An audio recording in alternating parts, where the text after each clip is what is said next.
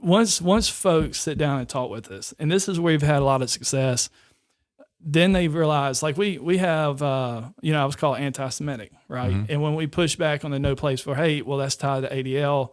And there's a lot of Jewish people in our community that have respect for ADL. And so they heard me say, I don't like ADL, but it wasn't the ADL, it was the no place to hate.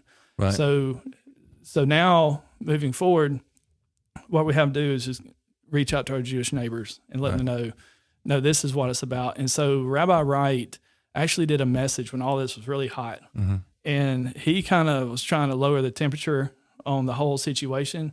And in his message, he framed it up so well, but he told the congregation that, the people that was pushing back, they weren't pushing back on the ADL. They was pushing back on the no place for hate, the information that was coming to the school. Mm-hmm. And we have at Mount Brook Families, we have a high value on ADL. We respect that organization. Right. We also respect our Jewish neighbors, and we love them, and we hate the fact that they have so much stuff that come after them. Right. And all the issues that they deal with, and we're trying to come up with solutions. Right. So we've opened up the door. Going back to Rabbi Wright, but there was two sides of that equation with the ADL thing. And some of this goes back to communication and transparencies with the school. So when we pushed back, that was like they got hit with a dagger from us, right?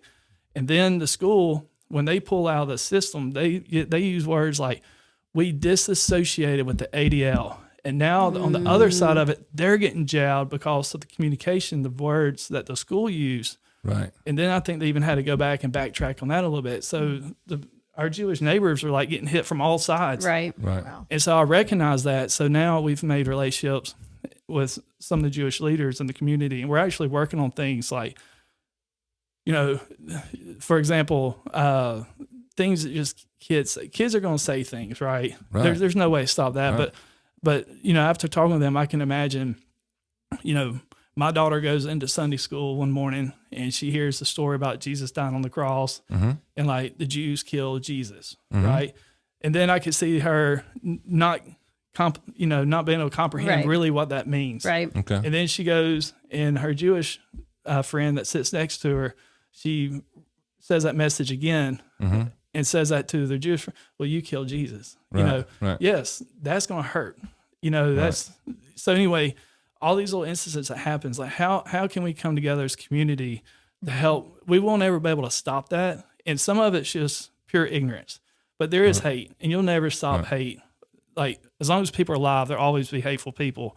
But, how can we come together as a community and help our Jewish neighbors? I think 60 to 70% of the Jewish community in Birmingham lives in Mount Brook.